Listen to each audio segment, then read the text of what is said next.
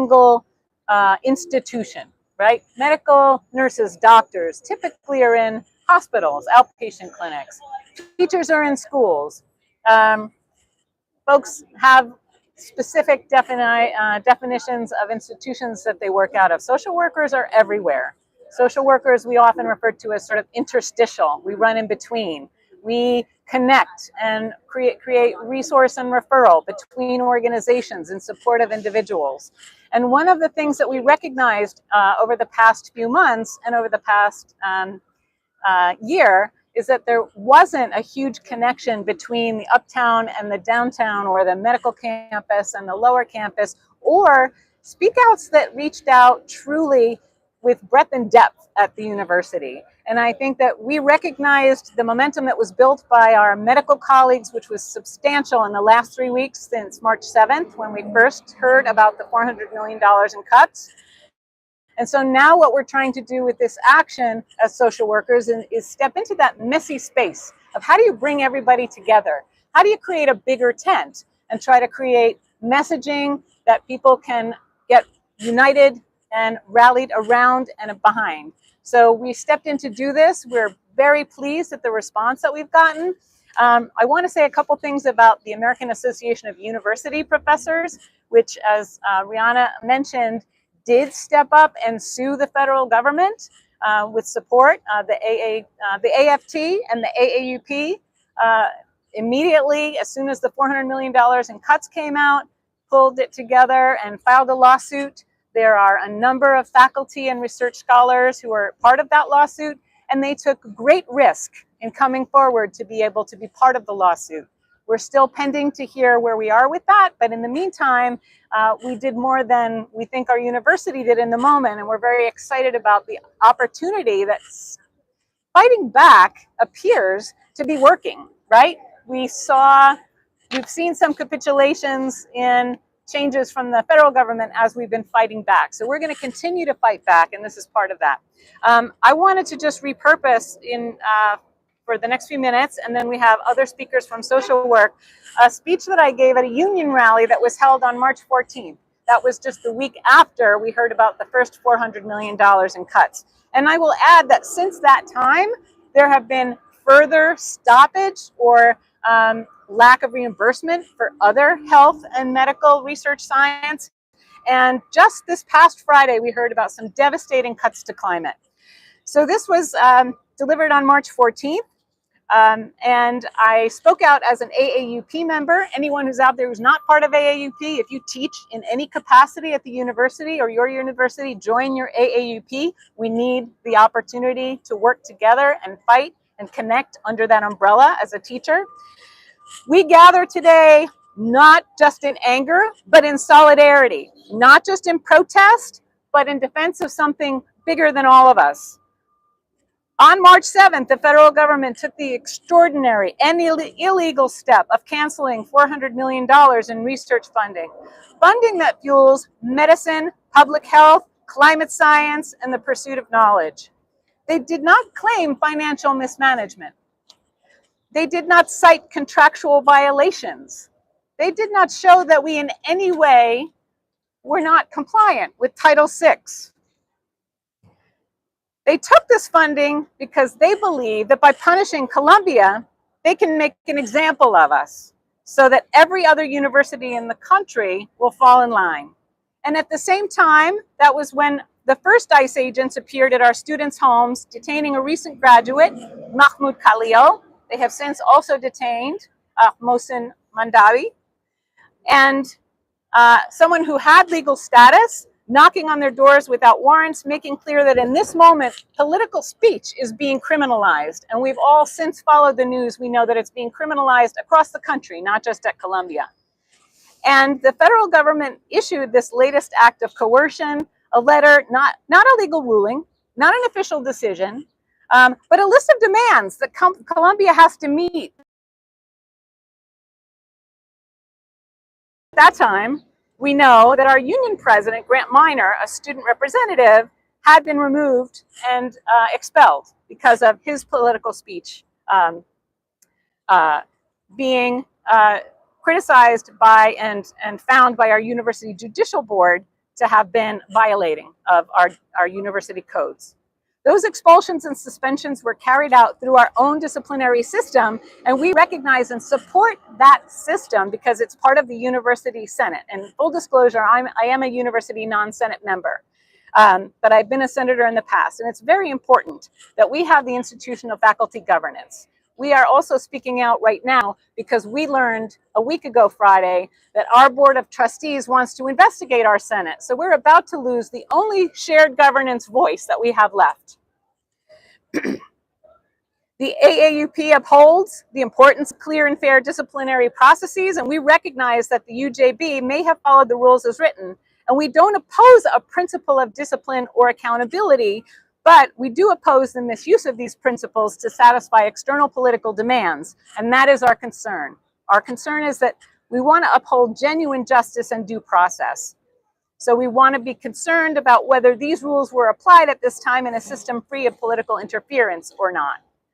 What we know is that the government, the media, and powerful external forces and internal forces have spent months redefining what dissent is itself, insisting that pro-Palestinian speech is indistinguishable from anti-Semitism, and that rejecting war to revoke, we will not comply, we will stand together. Join us all day, all night, all of us. Thank you. Woo. Can we turn it over to? I'd like to introduce Dr. Ovita Williams from the School of Social Work. Woo. Oh, I have to do that? Okay. It's okay. You want me to take it off? No, it's good. Hi, everyone. Hi. Thank you for that, Susan. Good afternoon. I am Dr. Ovita Williams, a proud social worker and instructor and believer in justice for all. I've been a proud member of this community for over 30 years. I chose Columbia as the place where I would train to become a social worker, a counselor, and ultimately an educator and administrator committed to children and families. As an Afro-Caribbean Guyanese American and an immigrant, this institution became my home, a place to learn, grow, and give back. As a Black faculty member on this campus, I know firsthand how powerful it is for Black and Brown students to see themselves reflected in their mentors, in their professors, in their leadership. Representation matters, it inspires, it affirms, and it opens doors. The Action Lab for Social Justice was born from that vision and passion of students and faculty of color who knew we needed change. So you'll obviously hear from my accent that I was neither born nor reared in this country. I want to make it clear to everyone that I offer no advice, being somebody so transitorily connected to this country. I don't feel I have much in the way of something to offer other than just reflections, really. I'd also like to note that with just how extremely extraordinary and fast-paced current events are, nothing I say can possibly be original or deeply insightful in a meaningful way. Those things will come in due course from others much better equipped to do so, much more familiar with the situation in the US, and certainly much more involved and active in the institution. I wish to credit a fellow Londoner and Columbia student and faculty member, Barnaby Rain, whose tweet I will now basically butcher in regurgitation. Nicholas Murray Butler was a president of Columbia University from 1902 to 1945, a Nobel Peace Prize winner, a respected American. As president, Butler changed Columbia's admission process to halve the number of Jewish students, another of his self-proclaimed accolades. When a fascist, Benito Mussolini, seized power in a coup in Italy, Butler established a center at Columbia, the Casa Italiana, just over there, to help the fascist government disseminate propaganda in America. When Hitler took power in Germany, Butler invited the Nazi ambassador to speak in Low Library. He wore a suit and tie, so Butler called him a gentleman. He said the goal of Columbia was to train gentlemen. A Jewish Columbia professor, Jerome Klein, signed a letter of protest against the invitation to a Nazi, so Butler fired him. The Nazis expelled all the Jewish professors from Heidelberg University, then held a festival of German excellence there. Butler sent a representative from Columbia to join the Nazi party celebration. But here's the thing, right? Hundreds of Columbia students were disgusted. They marched to Butler's home, the grand residence where Columbia's president still lives. They staged a mock book burning. They covered his home in anti-Nazi signs while he held the dinner party inside and ignored them.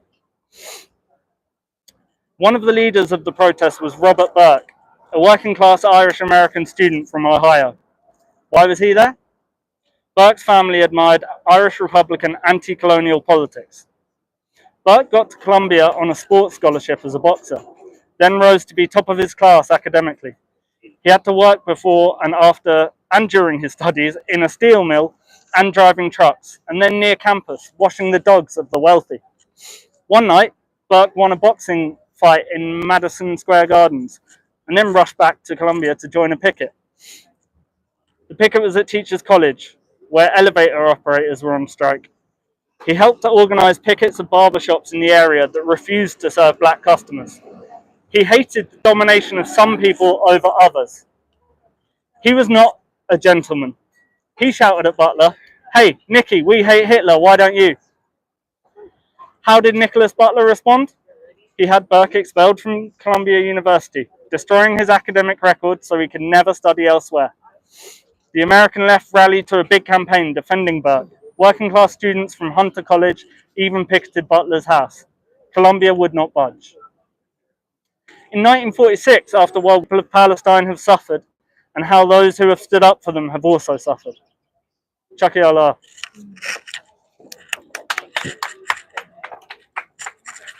Oh, yeah. Okay. I'd like to introduce one of the things that we didn't mention as social workers is that we also do science, right?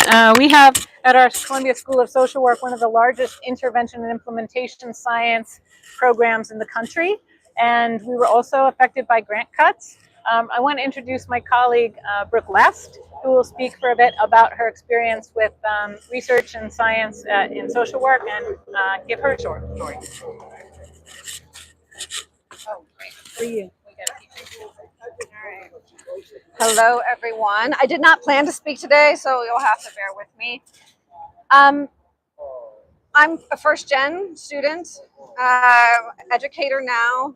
Neither of my parents went to college, but we are living in unprecedented times. And even my mother, who has never taken a day of college in her life, calls me up and talks to me about what's going on. She knows that higher education is under attack, and whether she did not have an opportunity to get it herself, she understands its importance. She understands the importance of education and ensuring that we can lift up all folks.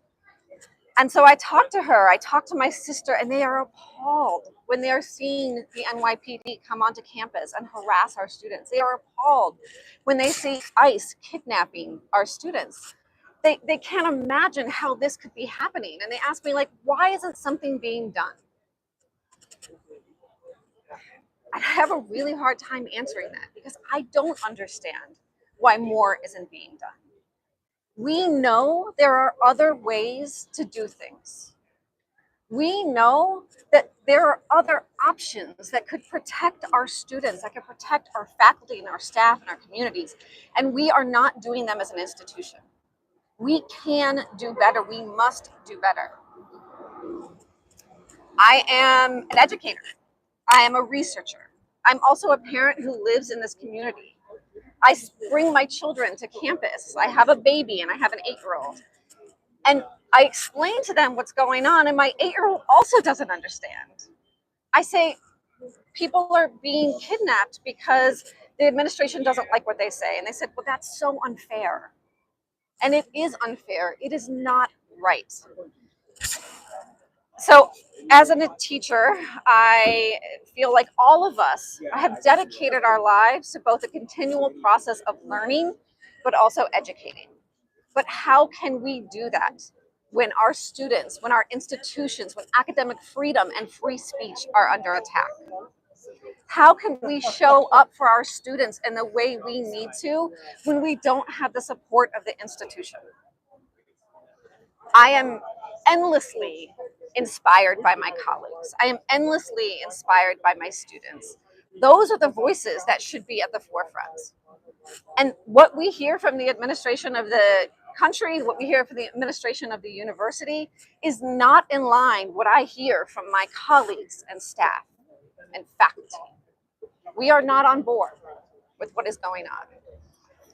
I teach advocacy and I teach students that there is an infinite number of ways to show up for social justice. Some of us are at the front line, some of us are at the protest, and that's wonderful. We need you. There are millions of other ways to show up, and I hope that you all can show up in whatever way feels safe to you. I will say I stand here in a position of privilege and safety that a lot of my colleagues and students do not have. Anyone should be able to get up here and say what they need to say without being worried that they're going to be deported from the country, without being worried that they're going to have their degree revoked, without being worried that they're going to face disciplinary action. We are living in unprecedented times. The time is now to stand up and do something. Show up in whatever way you can so that we can move forward and fight what we know is unjust and fascist.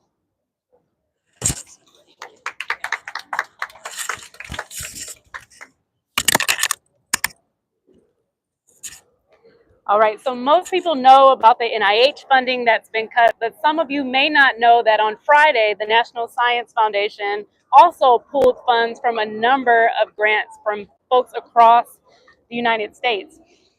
If you apply to grants, especially at the NIH, only 1 of 10 gets funded. So about 10% of all grantees get funded. Of those, an infinitesimally small number are of color. And yet on Friday, at least 8 people within the field of psychology or mental health that we know of had their funds canceled. I'm reading now on behalf of one of my colleagues, Dr. Fantasy Lozada at VCU, whose funds were cut on Friday. My name is Dr. Fantasy Lozada, and I'm a developmental scientist who studies one of the most basic and essential parts of the human experience, emotion. Emotions shape everything. They influence how we see the world, how we make decisions, how we connect to other people, and even how our bodies heal. When we understand emotion, we understand people. And when we ignore it, we miss the foundation for healthy families, healthy communities, and a healthy society. Think about it like this. A child feels afraid to express themselves or doesn't know how to name what they're feeling. That fear doesn't just stay bottled up, it spills over into their friendships, their school life, their future relationships, even their physical health. Understanding and supporting the emotional lives of people is not extra, it is necessary for wellness, survival, and thriving. My work specifically focuses on how culture, which simply means the shared ways of being, knowing, doing, and relating that we pass on through our families, communities, and traditions, shapes the way we experience and express emotion. Dr. Lozada specializes in understanding this beautiful, dynamic interplay between culture and emotion among Black and Brown communities because historically science has ignored these voices. Too often, research is based almost entirely on white middle-class families, and that narrow view cannot explain the full richness of the human experience. We cannot build programs, policies, or futures that truly serve everyone if the knowledge we are building from is incomplete. On Friday, April 25th at 12:22 p.m., Dr. Lozada received devastating news. And now as she's reading it, my National Science Foundation Career Award, a prestigious, highly competitive grant that funds the critical early years of a scientist's independent work, was unfairly and unlawfully terminated. This disrupted deeply important work that she was leading to understand how African American families nurture their early adolescence emotional regulation skills that are central to their mental health and resilience. This matters urgently. African American youth face disproportionate rates of mental health challenges and experience barriers to accessing culturally affirming mental health care. Emotional regulation, the ability to navigate sadness, anger, anxiety, is not just a nice to have, it's a life-saving skill. Studies show that youth who can manage their emotions are better protected against depression, anxiety, school dropout, and even physical health problems later in life. But the strategies African American families use to cultivate these emotional skills in a world that often does not see their full humanity has been severely under-researched. This news is heartbreaking, not only to Dr. Lozada, but to the communities that she works with and the communities that she trains, and students that she trains. Dr. Lozada learned this devastating news shortly before picking up her 5-year-old son from school. Dr. Lozada didn't know how she was going to manage everything that she was feeling and be present and supportive as the mom she strives to be. The best I could come up with was to take my son for ice cream after school, where I told him how I received sad news at work today and that I was really sad. And I said to him, I feel sad. Do you want to just go home and play video games and zone out? But my son loves to play Kirby and Mario with me. This very wise child then said, no, Mama, let's go to the park or the trampoline park and jump. That will make us feel better. I was blown away by his wisdom in choosing a healing path instead of a numbing one. All of the effort that my husband and I put into helping my son name, understand, and manage his emotions was being reflected right back at me at a moment when I needed to hear it most. So, of course, we went to the trampoline park and jumped. We ran, we played tag and basketball, and laughed until we collapsed on the ground. In that moment with my son, amid the laughter, the flying basketballs, the unstructured joy, I was reminded of how deeply necessary it is to tell the stories of children's emotional lives, their wisdom, their resilience, their emotional intelligence. These are the touch points and pathways of strength that not only help them survive, but help us all heal. In a world filled with so much uncertainty, especially for parents raising Black and brown children, we cannot afford to ignore how vital emotional strength and flexibility are to our collective future. My research exists to create critical knowledge that supports African American families, families who have historically been left unsupported by systems that restrict access to quality mental health services, liberatory education spaces, and equitable opportunities. The termination of my grant was not just a personal loss. It was unfair, unlawful, and harmful to the advancement of a science that serves not only African Americans, but everyone. Because when we invest in research that represents the fullness of the human experience, we are investing in a better future for us all. And the less we understand about each other's humanity, the less we understand about emotion, resilience, love, and healing, the more we risk becoming the worst version of ourselves instead of striving toward the best. Thank you, Dr. Fantasy Lozada at Virginia Commonwealth University. Well, our hour is coming to an end, and so. Okay, milestone. We're almost at the end of our first hour. 24 more to go. I am very excited to introduce, and we're going to swap out the sign, the Columbia Contingent Faculty Campaign. They're coming to speak to us from 1 to 2, but I want to reiterate why we are here. We are here to uplift the voices of faculty, students, staff, alums across campus to fight back, specifically 6 demands that were made by our CU-YMC faculty to the Board of Trustees to stand up for higher education, to fight back against the federal attacks, to protect and defend students and international scholars, to preserve academic freedom, freedom of expression, and Columbia University's autonomy to govern these, to reestablish and affirm the tenets of diversity, equity, and inclusion, to protect our researchers, and to provide backup funding. And I would add, in the last week, we want them to leave our Senate alone so we can have shared governance. Okay, I'm going to turn it over now to the Contingent Faculty Campaign, and thank them very much for keeping us going for the next hour.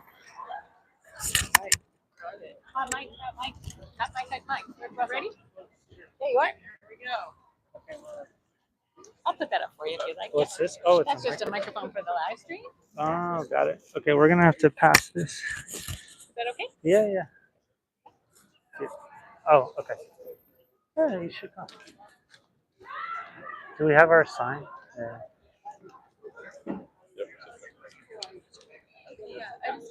Hello, we are the contingent faculty of Columbia University. We're a union campaign aiming to organize non-tenure track faculty at Columbia University to improve our working conditions by establishing collective bargaining rights. And we are currently completing our card drive. We believe as a union campaign that the crisis at Columbia can only be resolved by exercising labor power and by establishing our legal rights to collectively bargain with the university. In order to instantiate the need for a non-tenure track faculty union, members of our campaign will be reading aloud a series of powerful worker testimonials from contingent faculty across Columbia, adjuncts, lecturers, professors of practice, and so on, about the need for a union. If you feel moved by what we share, please check out our website at cfcu-uaw.org. And if you're an eligible non-tenure track faculty member, please sign a union authorization card. So my colleague will take it away. I think we're not using that right now. Yeah. Oh, but we are using this.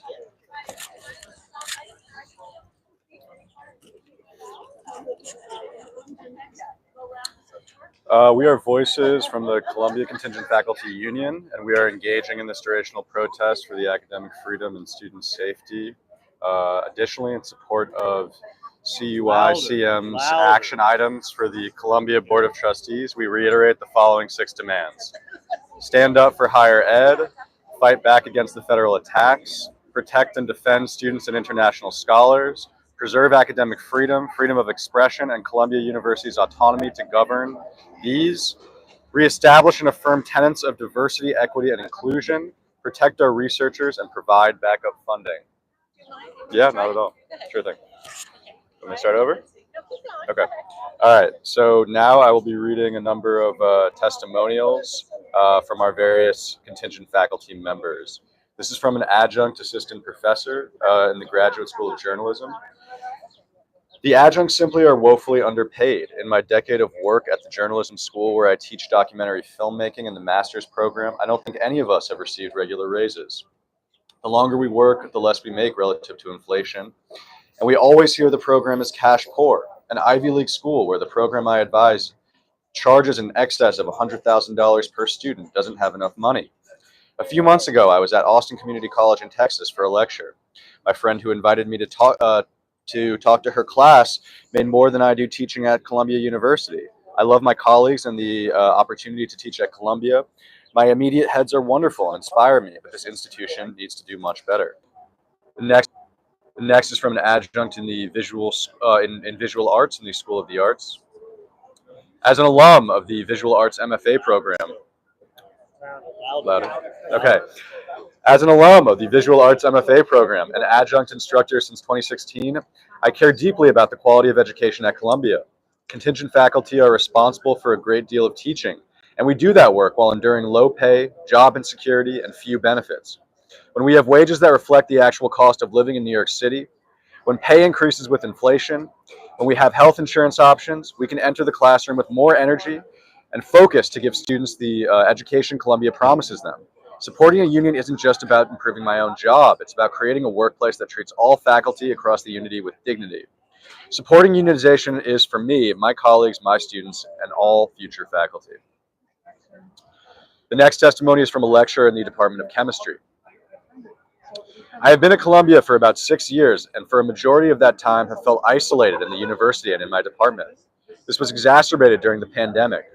During this time, I had little say in how and when to teach my class. I knew that my potential and expertise was not being appreciated by Columbia. Last semester, I was assigned to teach a few classes for graduate course, and then this semester suddenly was no longer assigned to this very same course.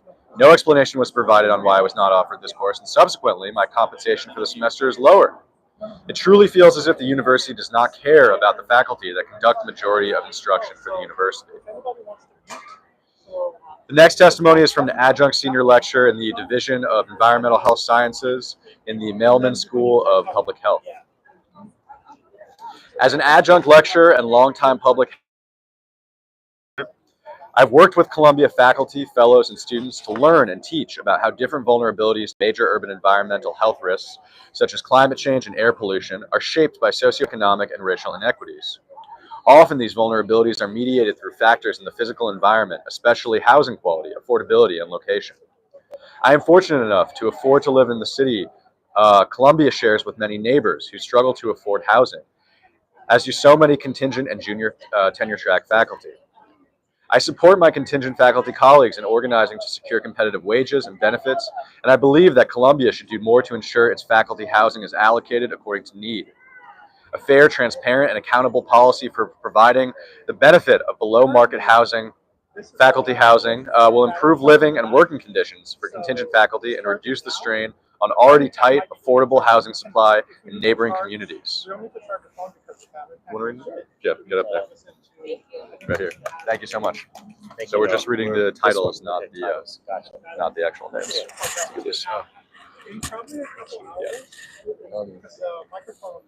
This is from an adjunct assistant professor in GSAP. Healthcare.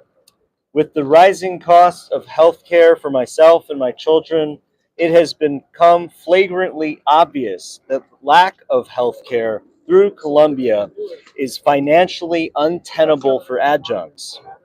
My wages don't even pay for my healthcare costs annually on the exchange for myself and my 2 children. In addition, there should be a clear sick leave policy and possible indemnification for part of this time. Most recently, I had a cancer that prevented me from working for 1 academic year. I contacted the HR department to no avail, no sick leave, and no benefits, even after 9 years as a graduate student and 16 years as an adjunct. My boss was gracious, kept my position open, and kept my uni and officer status active. And for that, I am grateful, but it was unofficial.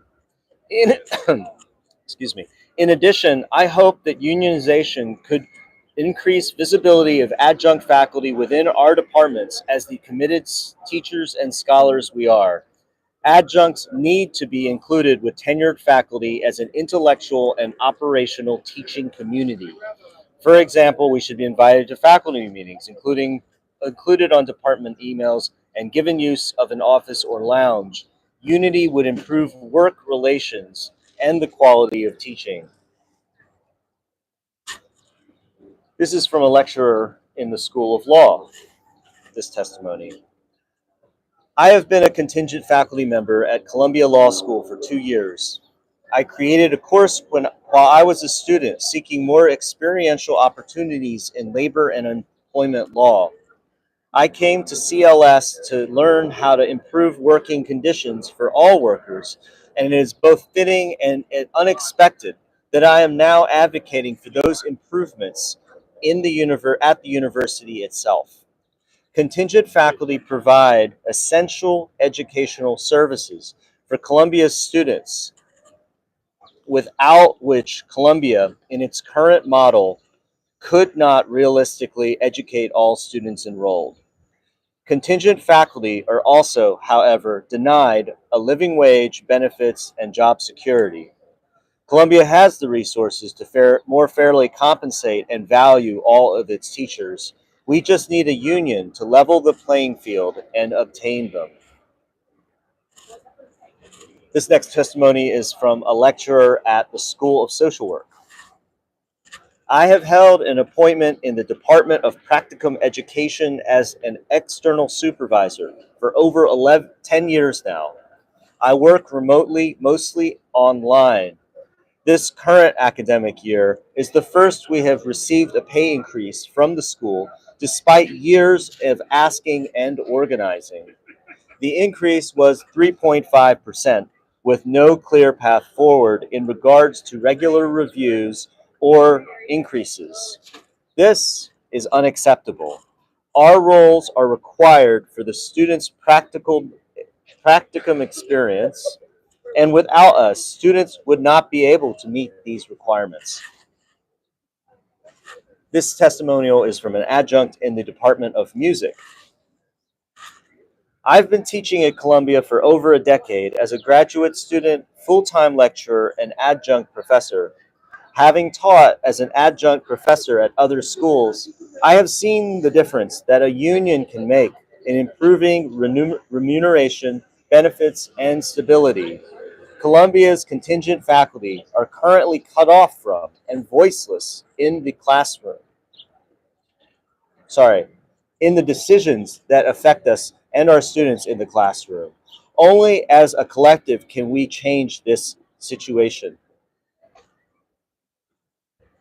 This is from an adjunct professor at the Graduate School of Journalism. Twice each year, I await the invitation to teach a class at the journalism school. It doesn't matter that I've been an adjunct professor here since 1999, or that I receive strong student evaluations.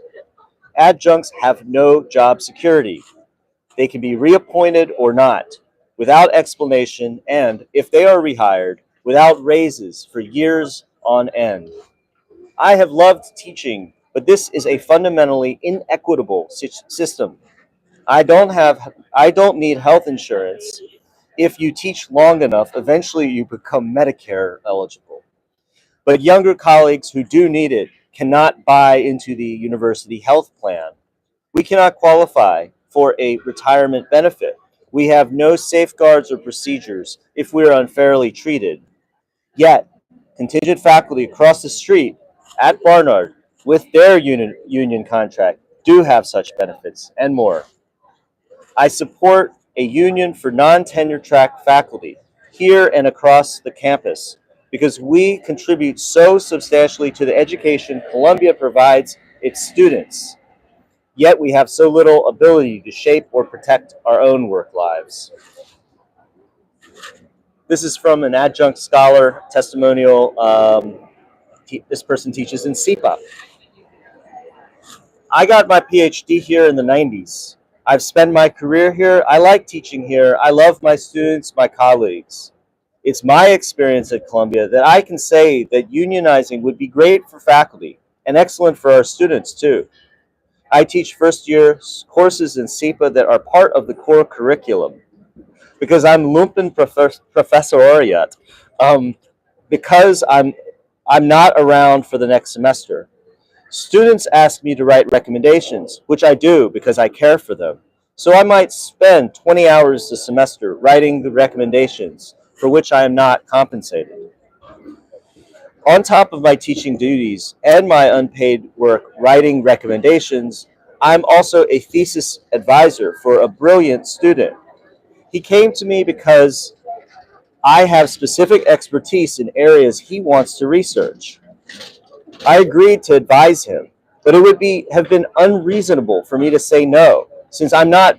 It would have been reasonable for me to say no, since I'm not being paid for it, and I don't even know if I'll be around next semester. Under our current conditions, our students are potentially losing out on finding experts in their research fields to oversee their thesis work. I want certainly for our teaching. If I get awards for teaching my class, I want to be assured that I'll be teaching them again next year. I need to be able to plan for my life because, as it is, I need to make certain negotiations around my time and income. Columbia, as my employer, benefits from placing non-tenure track faculty in constant precarity. We need a union to be able to meet them on an even playing field at the bargaining table. Maybe I'll do one more right now. This one is actually from me. It's an adjunct. I'm an adjunct assistant professor of writing in the School of the Arts. As an adjunct professor and an advisor in my department on a one-year fixed contract, I have somewhat more stability than when I started teaching at Columbia in 2021.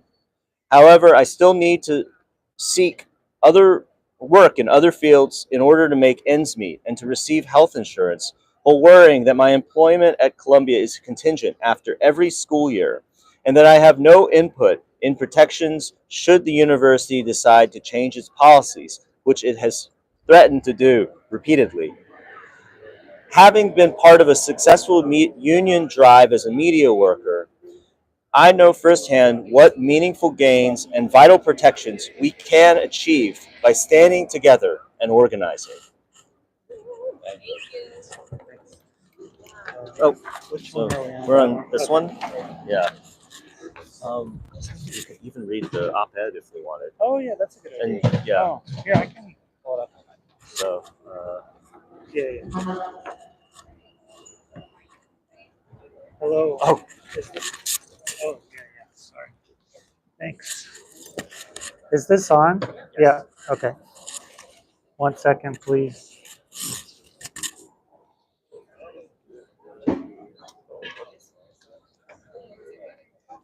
How's everybody doing? We're here. We're the contingent faculty of Columbia Union Campaign, reading worker testimonials about the need for a union to represent contingent faculty. And now I'm going to read a testimonial from a writing associate with the Department of English and Comparative Literature. This worker writes, "Since 2013, I've worked with student writers one-on-one as a writing career consultant. Freshmen through PhD students come to us to think through all different aspects of their writing, and we help them develop as writers. I love that this is a teaching position that allows me to tailor my efforts to individual student needs, giving them the kind of support they can't get in the classroom alone. It is hard, though, having little control over how much I'm paid.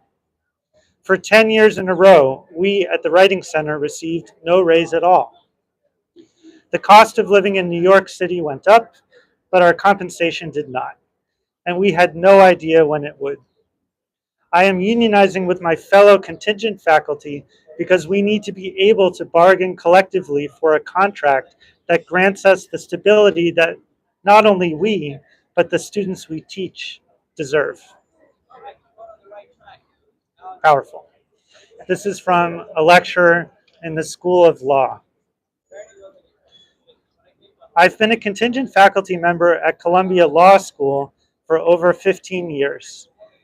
It's a privilege, an honor, and one of the main delights of my work life to share the learning experience with Columbia Law students. And yet, I have received little by way of raises since the year I started. It would be important for Columbia to reciprocate its appreciation by offering compensation that truly reflects the value of what we give to Columbia students and to the law school. I hope and expect that a union contract would bring greater fairness to the relationship." This is with a contingent faculty member, again with the University Writing Program, UW, part of the core curriculum. This worker shares, "I've been with the UPW for 12 semesters in various roles. I love the jobs, the students, and my colleagues. To be able to make a living, I also have 3 other jobs, including at other universities. None of my higher education employers offer access to health insurance or reliable long-term employment for part-time employees like me. So even with 60-hour work weeks, security remains elusive. I don't see evidence that it's possible to be heard by an institution as an individual." I'm going to repeat that. I don't see evidence that it's possible to be heard by an institution as an individual. Institutions can afford to selectively center an awareness of the economic realities their employees face and retreat into bureaucracy when they choose. Meanwhile, I have to find ways daily to take care of my well-being, which includes a need for affordable housing and healthcare. I think any institution can most effectively be met as a collective. I want to resist having my labor seen as separate from my well-being. Amen. This testimonial is from a senior lecturer in the Department of Political Science. This worker shares, I come from South Africa, where labor rights were hard fought for as part of the anti-apartheid struggle. These rights are now entrenched in the constitutional order. Having worked in South Africa as a tenured associate professor of law for 12 years, it has been unnerving to experience the US academic caste system where, as a senior lecturer, I have no tenure prospects, nor any prospect of promotion or improvement of my salary or working conditions. For these reasons, and because I think all systems are improved by greater equity and accountability, I support the movement to unionize the non-tenure track faculty at Columbia. This testimonial is from an adjunct assistant professor of visual arts in the School of the Arts. This contingent faculty member shares, as an adjunct instructor in MFA Visual Arts at Columbia's School of the Arts, I love working with the artists of tomorrow. In my classes, we talk about our roles as humans and our responsibility towards the earth, each other, and past and future generations. Unionizing for me is not just about collective bargaining for competitive wages and benefits, annual scheduling instead of last-minute contracts, or compensation if our courses are canceled. It is about dignity, respect, and acknowledging our mutual responsibility and the essential role of contingent faculty at Columbia University. Columbia staff, student workers, postdocs, and Barnard contingent faculty have unionized. Let's join them now and help protect future generations of Columbia teachers and students. Express your appreciation vocally, should you choose to. Yeah. We have another testimonial from a lecturer in the Department of English. This worker shares, this is my last semester on my contract as a lecturer in the university writing program. It's been hard to explain to my friends and family that no matter how well I do at my job, I won't be rehired after this year. It's been bitter to explain the same thing to my students. University writing is a time-intensive course for both students and instructors. Not only are we relentlessly grading, we are also holding one-on-one conferences, writing recommendation letters, developing new course materials, and somehow working on our own scholarly projects, while also searching for our next full-time academic position. Before I was hired, a university writing lecturer contract was for 5 years, 2 classes a semester. Now it is 3 years, 3 classes a semester, for only $10K more annually. More work, less stability, and a raise incommensurate to both the cost of living and the hours worked. If we are responsible for teaching something as fundamental to the Columbia experience as how to enter a scholarly conversation, then we should not be treated as disposable. The only way to get the Columbia administration to recognize our worth is to meet them at the bargaining table as a union. Here. Yes. Yeah, amen. This worker testimonial is from a lecturer in the Department of Philosophy and the core curriculum. This worker shares, I've been teaching at Columbia since 2022 in the Department of Philosophy and the core program. Education can only be valued at Columbia if educators are valued. As a contingent faculty member, I am cut off from the decisions that shape whether I can serve our students. I joined CFCU, that's us, because having been a union member in graduate school, I missed the security, stability, and fairness awarded by a union contract. A few months ago, I was at Austin Community College in Texas for a lecture. My friend who invited me to talk to her class made more than I do teaching at Columbia. I love my colleagues and my opportunity to teach here. My immediate heads are wonderful and inspire me, but this institution can do much better. Okay, I'll do one more, and then you want to. Okay. This testimonial is from a contingent faculty member at SIPA, or the School of International and Public Affairs. This worker shares, I've been teaching at Columbia's School of International and Public Affairs for more than 12 years. I love my students. They come from all over the world with rich work and life experience, and they earnestly want to make the world a better place. My class, Writing on Policy, is informed by my own decades of work experience, and there is always a long wait list to get in. Students in professional schools benefit from having professors like me who are